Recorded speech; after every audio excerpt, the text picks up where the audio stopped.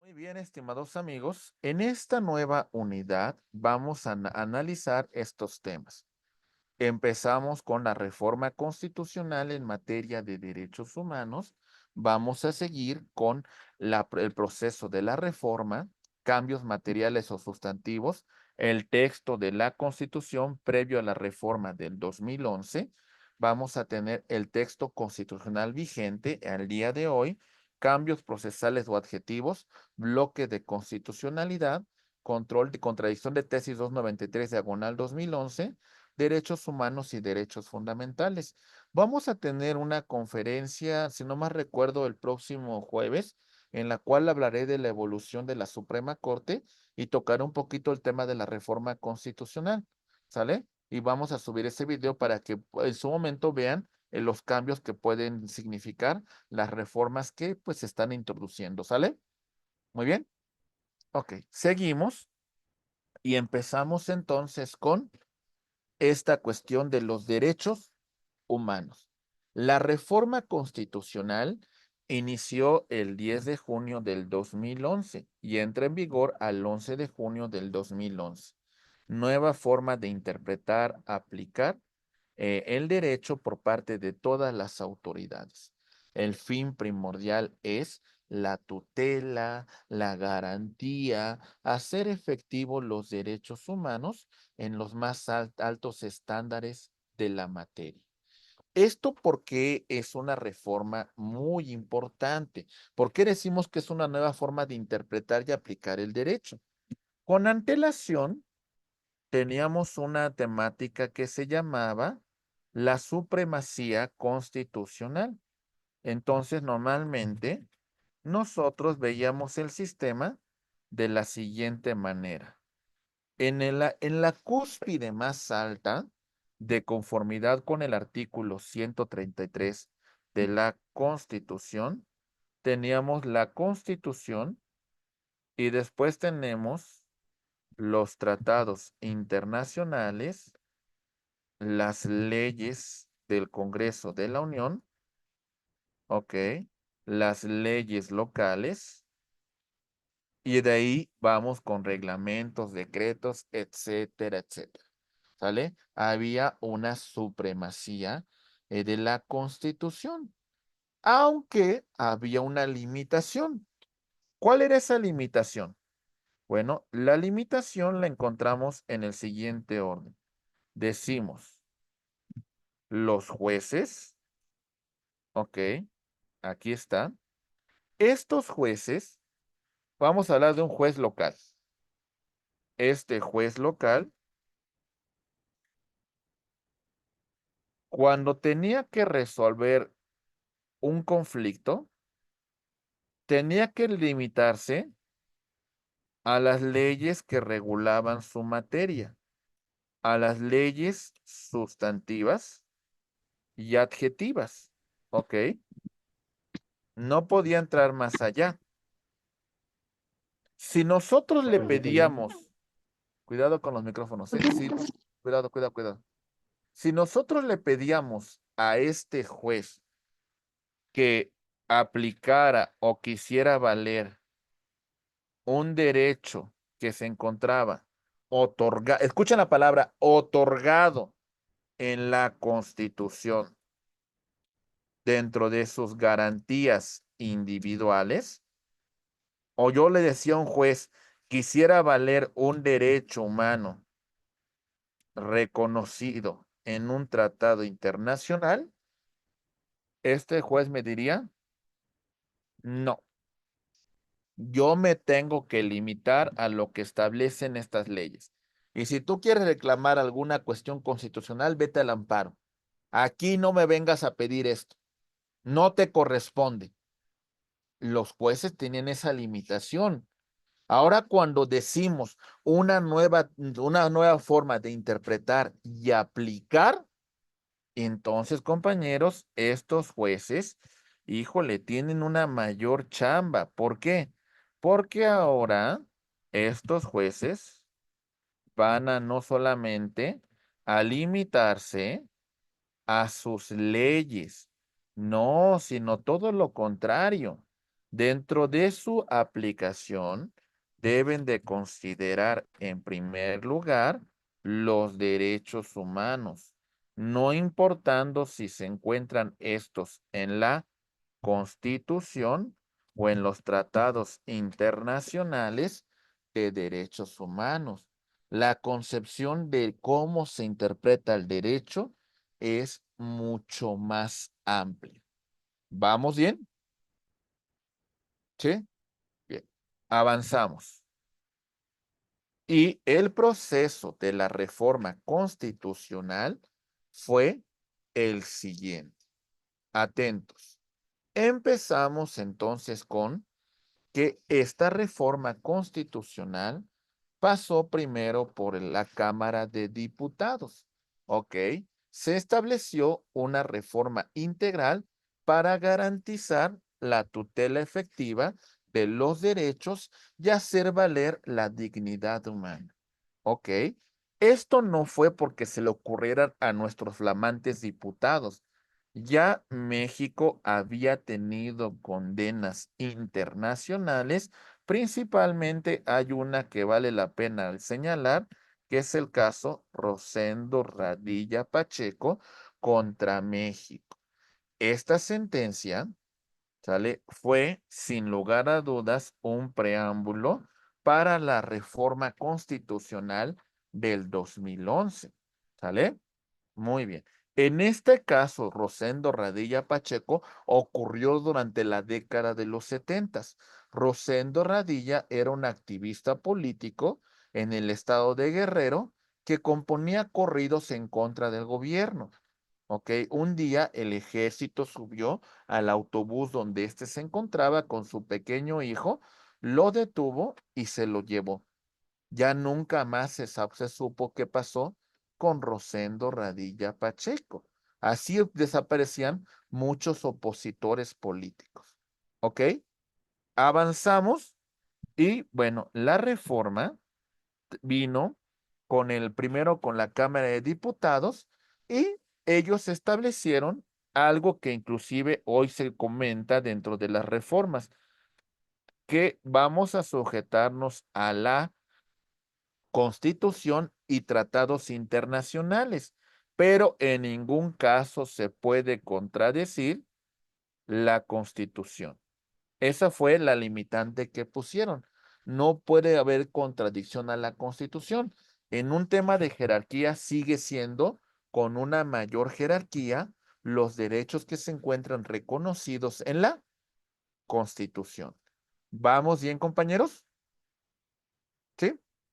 Bueno, posteriormente vamos a pasar a la Cámara de Senadores y en la Cámara de Senadores hubo una recomendación del Alto Comisionado de Naciones Unidas en el tema de derechos humanos.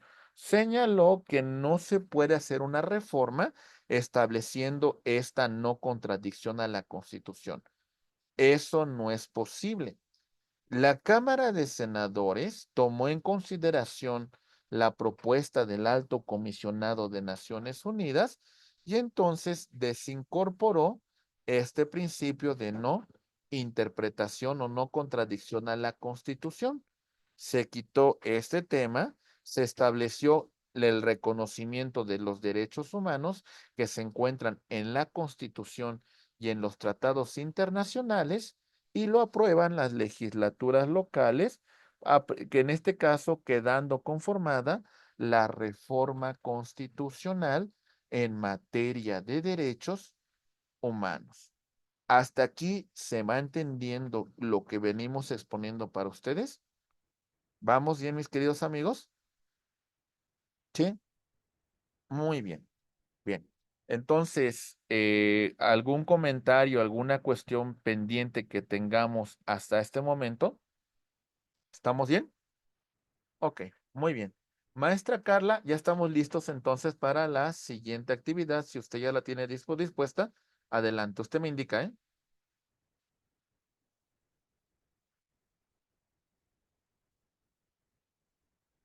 Maestra.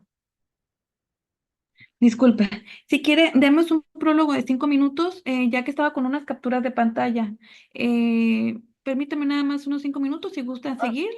cinco bueno, minutos voy a seguir entonces un poquito y ahorita continuamos, maestra. Muy bien. Sí, por favor. Ok, muy bien. A ver, avanzamos. Muy bien. Estimados amigos, entonces en relación a estos puntos, vamos a pasar a las cuestiones tan importantes que tocó la reforma constitucional, un nuevo cambio de paradigma que, pues por supuesto, se consideró. En este punto destacamos lo siguiente. Mucha atención, por favor. Ahí va. Bien.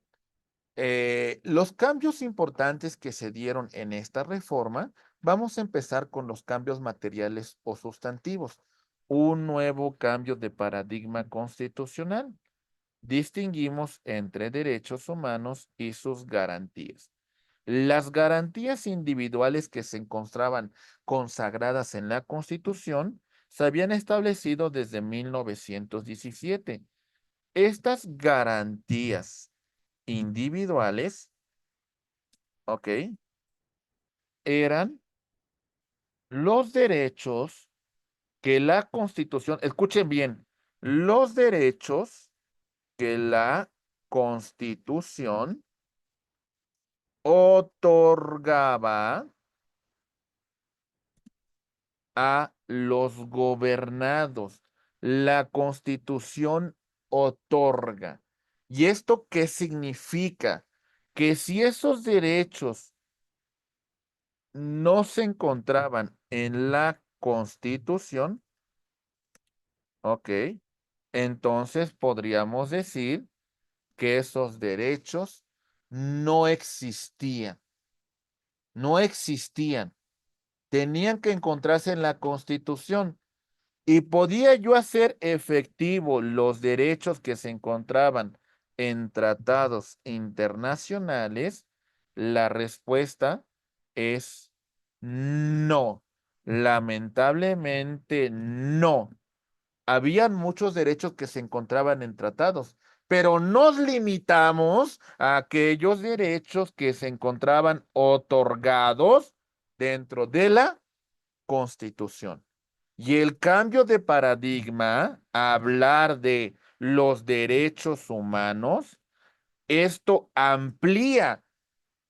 Cuando hablamos de las garantías, son mecanismos de tutela, de protección para hacer efectivos los derechos. Entonces, estos derechos humanos, ok, estos derechos humanos, vamos a ver que tienen el mismo rango, ya sea que estos se encuentren en la Constitución o en los tratados internacionales de derechos humanos. Estos derechos van a ser exigibles a todas las autoridades. Ok, todas las autoridades van a velar por el respeto de los derechos humanos reconocidos en la Constitución y en los tratados internacionales en materia de derechos humanos. ¿Se entiende, compañeros? Ok, recordemos los derechos humanos. Voy a poner una línea aquí, ¿eh? Bien, aquí va.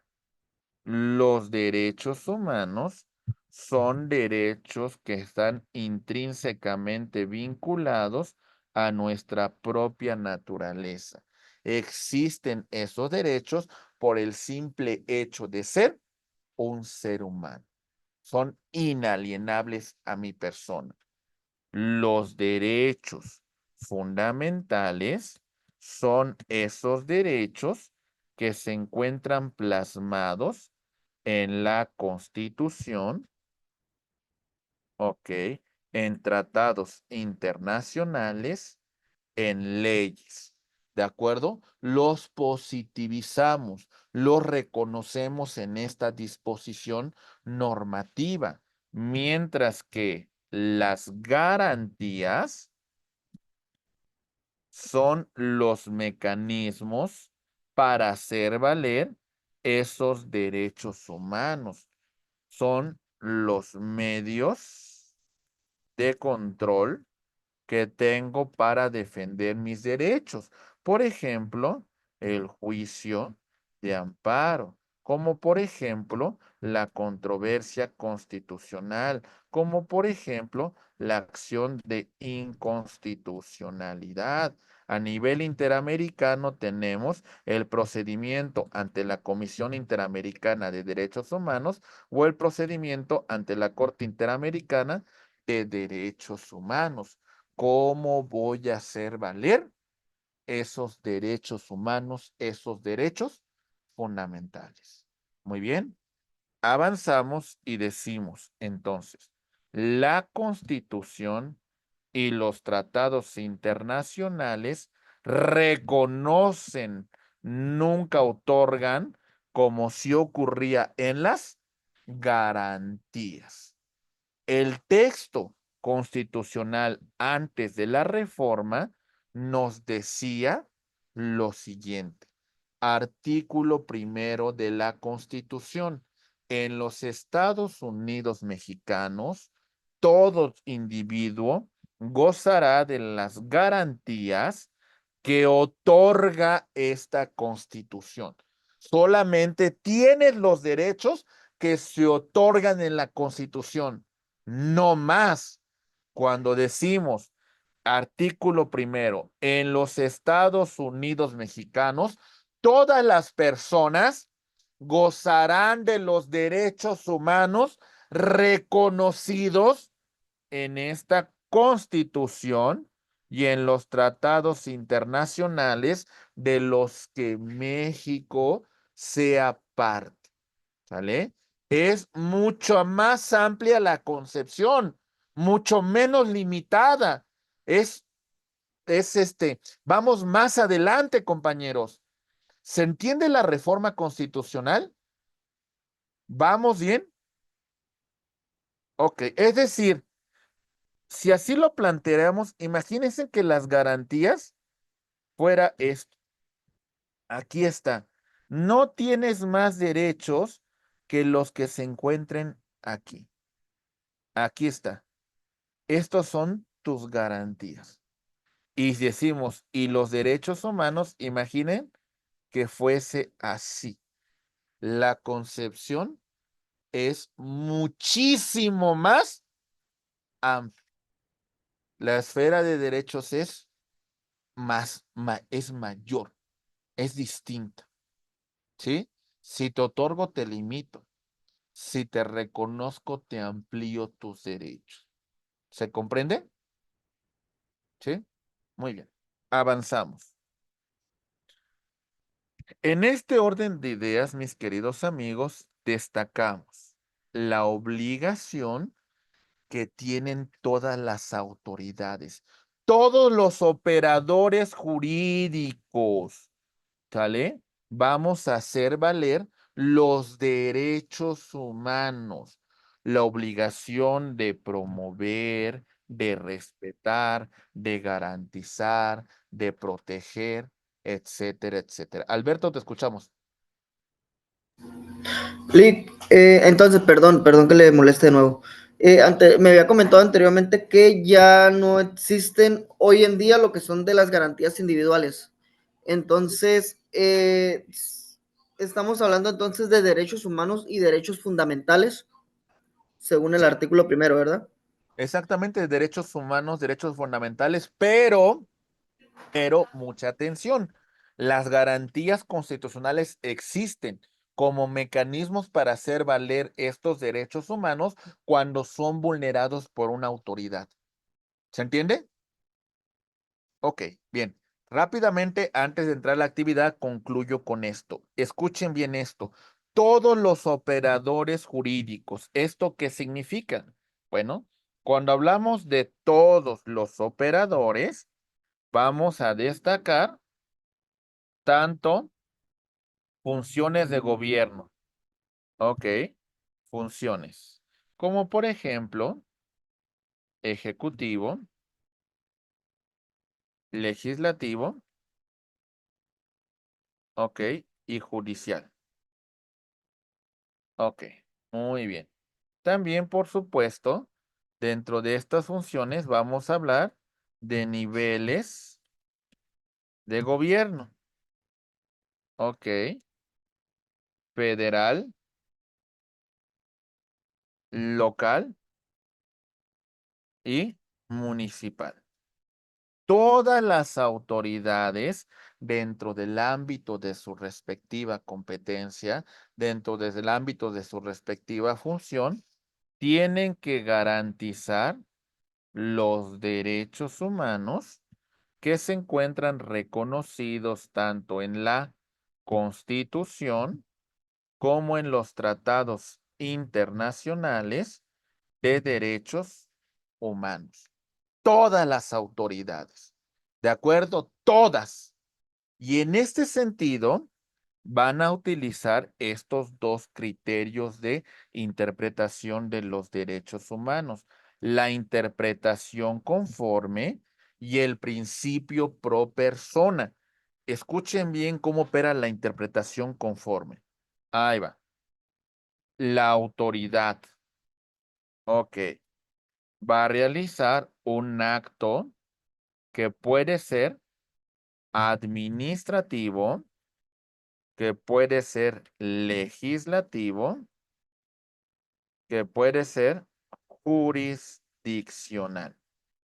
En esta función, mis queridos amigos, vamos a recordar lo siguiente. Vamos a revisar este acto a la luz de la norma que lo regula. Y a partir de este punto, vamos a ver que esté acorde con la Constitución y con los tratados internacionales en materia de derechos humanos. ¿Se entiende? Si no fuese acorde, se desaplica esa norma y vamos a preferir la aplicación más conforme con los derechos humanos, ya sea a nivel constitucional o contemplado en los tratados internacionales. A este ejercicio se le conoce con el nombre de interpretación conforme. ¿De acuerdo? ¿Y qué es lo que va a ayudar a inclinar balanza? El principio pro persona. ¿Qué norma vamos a aplicar? La que sea más favorable en la tutela de derechos humanos. ¿De acuerdo? La que más favorezca, la que menos restrinja, la que amplíe los derechos. Eso es lo que me ayudará a tomar una determinación sobre cuál es la disposición que aplicaré a ese caso en concreto. ¿Vamos bien? ¿Sí? Muy bien. Bueno, ahora sí vamos a pasar con nuestra sesión y nos quedamos en este punto del ejercicio de interpretación conforme y el principio pro persona.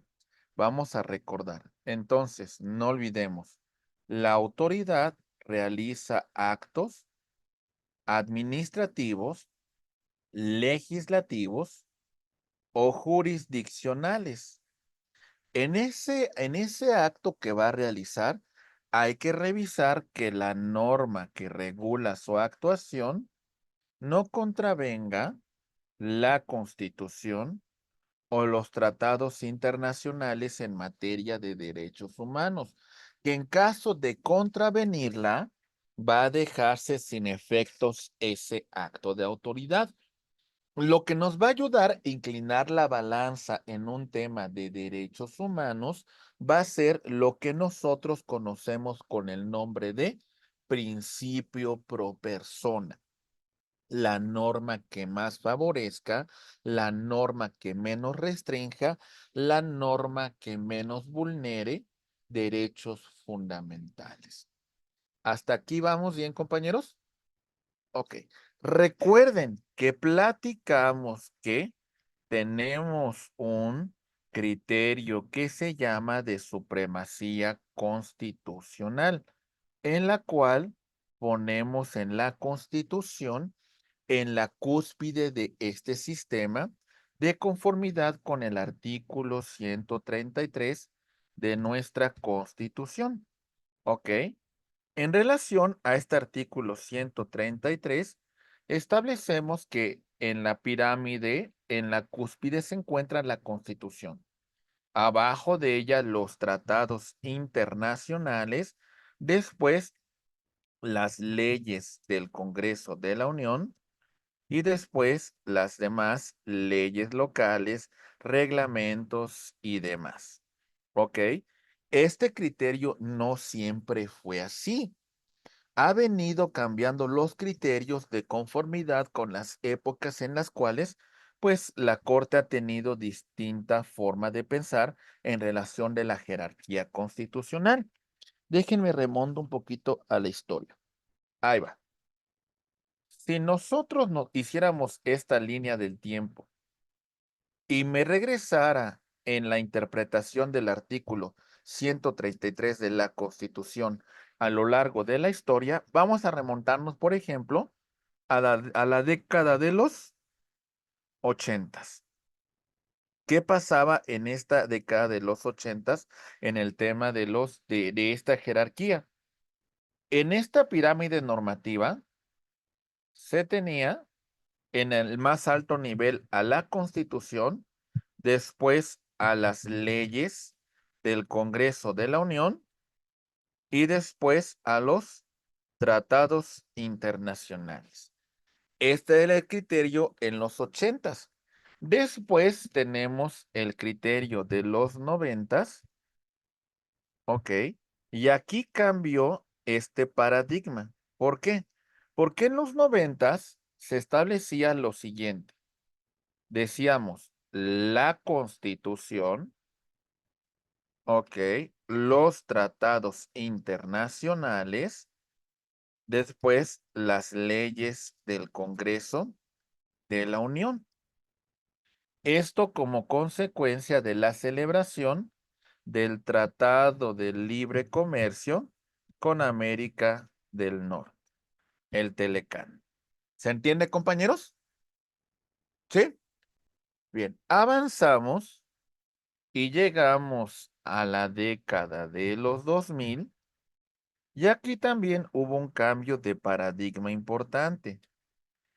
En los 2000 se señaló que la supremacía de la Constitución, pero se empezó a plantear que en algunos supuestos hay que armonizar los tratados internacionales para que estén acorde con la Constitución. Después, las leyes del Congreso de la Unión. Y ahora con la reforma constitucional del 2011, el paradigma va a pasar a un tema denominado bloque de constitucionalidad. ¿De acuerdo? Es lo que vamos a comentar a continuación. Estimados amigos, hasta aquí vamos bien. ¿Se va entendiendo? ¿Sí? Bien. Ok. Iniciamos con el bloque de constitucionalidad.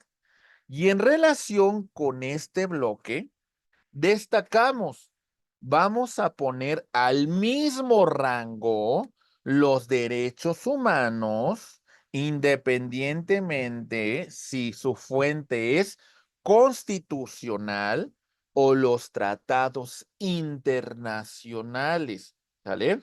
Es decir, ya no lo vemos de esta forma de jerarquía, sino ahora veámoslo así.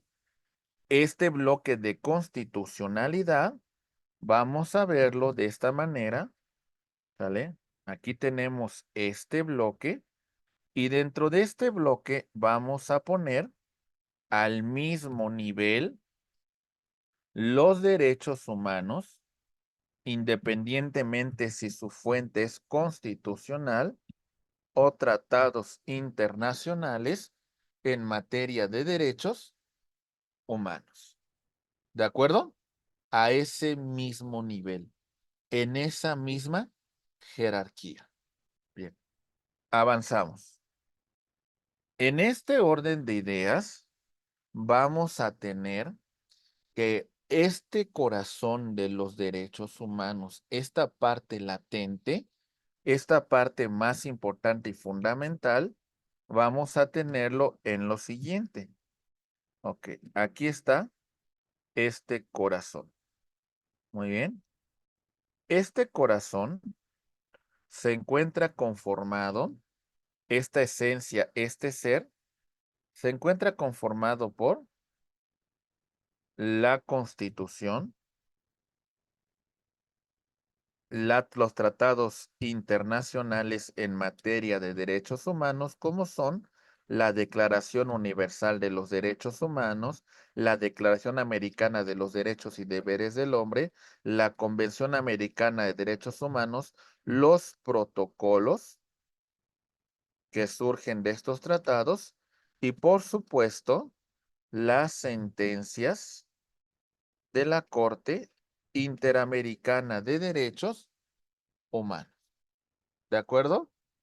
Todas estas disposiciones, todas estas normas entran dentro de este corazón, esta esencia del bloque de constitucionalidad. No significa que las normas orgánicas que establecen estas normas orgánicas señalan la división de funciones en poder ejecutivo, legislativo y judicial. Sí son importantes, pero el corazón, la base, es todo esto. Y no significa que las normas procesales para hacer valer los derechos no sean importantes. Por supuesto que lo son, porque a través de estas normas vamos a ejercer estos derechos. Pero en ese rango de ideas, lo que permite que todo el sistema funcione es esto: la Constitución, los tratados internacionales en materia de derechos humanos y todo lo que incluye esos tratados internacionales en materia de derechos humanos. ¿Se va entendiendo, compañeros? ¿Sí? Ok. Si ustedes vieran este bloque de constitucionalidad, tendríamos que decir que dentro de él hay distintas disposiciones. Ok, ahí va. Muy bien. Ahí va.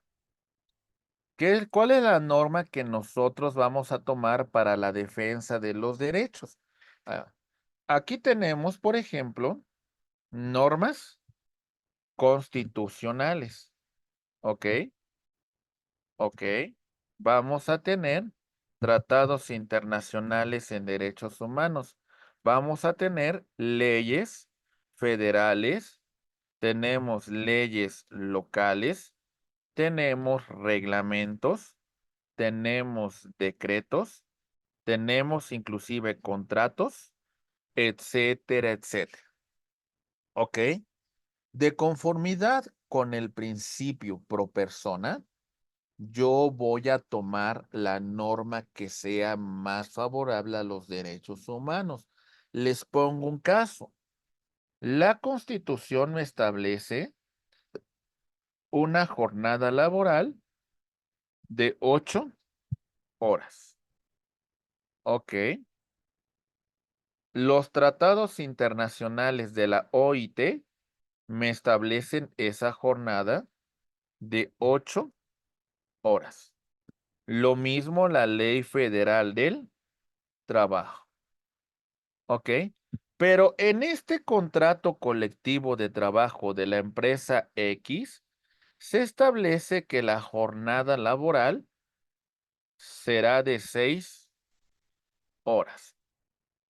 Mis queridos abogados y abogadas, ¿cuál es la norma más favorable en el tema de derechos humanos? Rompamos jerarquías y apliquemos la norma más favorable, que es un contrato colectivo de trabajo, por poner solamente este ejemplo. Entonces, esto es lo que aplicaremos, la norma que más favorezca, sin importar esa jerarquía, ¿eh? Eso es el principio pro persona. ¿Se entiende? ¿Sí? Muy bien. Avanzamos. Decimos entonces, en relación al desarrollo sobre el bloque de constitucionalidad, tenemos la contradicción de tesis 293, diagonal 2011. La Corte viene a establecer lo siguiente.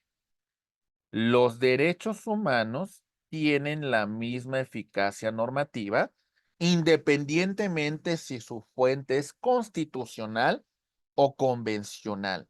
Se les reconoce el mismo rango. ¿Ok?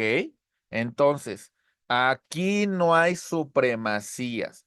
Aquí los derechos humanos que se encuentran en la Constitución. ¿Ok? Aquí está. En la Constitución o en los tratados internacionales. ¿Ok? Van a estar. Ok, van a estar en la misma jerarquía. Van a encontrarse al mismo nivel. ¿De acuerdo? Ni uno es más que otro. Tienen la misma eficacia normativa. Se les reconoce el mismo rango. La posición jerárquica de los tratados, pues implica cómo se incorporan a nuestro derecho interno. ¿Y cómo se van a incorporar? Bueno, los tratados internacionales son celebrados, ok, por el jefe de Estado. ¿Quién es el jefe de Estado? En este caso tenemos presidente, presidenta de la República, ok. Esta puede encomendarle a su secretario de Relaciones Exteriores la celebración de un tratado o a un funcionario con plenos poderes. ¿Ok? Celebran el texto de un tratado y todavía va a pasar a la ratificación del Senado. Si el Senado lo ratifica, se publica en el Diario Oficial de la Federación y esta disposición es vigente y obligatoria para todas las autoridades. Mi estimado maestro Tomás, te escuchamos. Maestro, buenos días. Buenos días. Yo sé que dijo que no iba a comentar tema de la reforma judicial y sé que estamos hablando de materia de derechos humanos. Pero en ese orden de idea no le he puesto atención al tema de la reforma judicial. Eh, Nomás escucho que de la supremacía del poder legislativo para que la Suprema Corte no invalide reformas del poder legislativo en materia constitucional. Pero no se están dando una supremacía o una jerarquía de más el poder legislativo sobre la propia Corte, que al final del día es la que analiza que no se excedan y que esté apegado a la Constitución y ahora, como dice usted, a los tratados internacionales. No sé si Este, sea mi duda eh, entendible, no sé.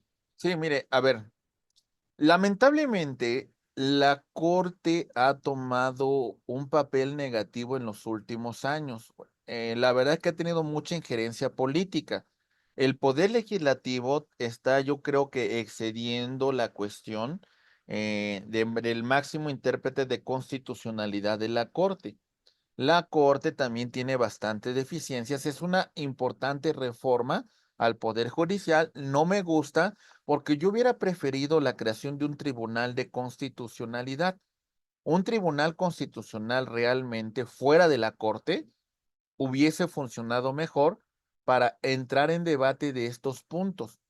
Me parece que es una politización sui generis que está ocurriendo y ninguno de los dos, ni el legislativo ni el judicial, se liberan de sus responsabilidades, ¿eh? Porque el Poder Judicial tiene muchísima responsabilidad, ¿eh? Muchísima, muchísima, muchísima, con muchas resoluciones. Pero me parece que pudiésemos entrar a un debate de conformación de un verdadero sistema de constitucionalidad con la creación de un tribunal constitucional. Solamente le comento que me parece que la reforma del Poder Judicial era necesaria aunque no me gusta del todo lo que está ocurriendo. Y bueno, lo comento un poquito más en otras sesiones, porque en meterse a la reforma judicial sí implicaría pues ahí analizar bastantes temas, ¿no? Pero más o menos es un preámbulo, mi estimado maestro Tomás. Y tengo por ahí un video de la reforma constitucional al Poder Judicial, por si también se quiere introducir, puede ir revisando un poquito más de fondo en qué consiste y vamos a comentar un poquito de esa evolución de la Suprema Corte y voy a analizar algunos aspectos importantes sobre cambios sustantivos que versan sobre la reforma judicial. ¿Sale? Gracias por su comentario. A sus órdenes. Muy bien. Ok. Bien, entonces ahí tenemos la celebración de un tratado internacional y su aprobación para su incorporación en el diario, para su incorporación en el sistema jurídico mexicano. Estimados amigos, cuando aquí se habla de la posición jerárquica de los tratados, ya lo mencionamos con la contradicción de tesis 293 diagonal 2011. Y hay que también señalar la determinación del carácter de la jurisprudencia. En este orden de ideas, cuando hablamos de esto, en esta misma igualdad vamos a tener la Constitución y los tratados internacionales. Y sobre esta Constitución vamos a destacar estos aspectos. Ahí va. Uno, no solamente la Constitución como tal, sino también la jurisprudencia que emita el Poder Judicial de la Federación. Y cuando hablamos de los tratados internacionales, destaquemos la Declaración Universal de Derechos Humanos, la Declaración Americana de los Derechos y Deberes del Hombre, la Convención Americana de Derechos Humanos, los protocolos que surjan de estos tratados y las sentencias de la Corte Interamericana de Derechos Humanos. Todo esto son las normas que son vinculantes y obligatorias en el tema de derechos humanos. ¿Vamos bien, compañeros? ¿Sí? Muy bien. Avanzamos y vemos lo siguiente. Ahí va. Bien. Estimados amigos, rápidamente vamos a entrar en esta concepción de derechos humanos y derechos fundamentales. Luigi Ferrajoli nos comenta, los derechos humanos son todos aquellos que vamos a ejercer y tenemos esos derechos por el estatus de personas, por el estatus de seres humanos que tenemos. Por su parte, los derechos fundamentales son esos derechos que se encuentran plasmados en una constitución, en un tratado internacional y que hace efectiva la tutela, la protección de esos derechos. ¿Vamos bien, compañeros? ¿Se entiende? Ok, muy bien. Todo esto lo comento para el tema que vamos a empezar a abordar.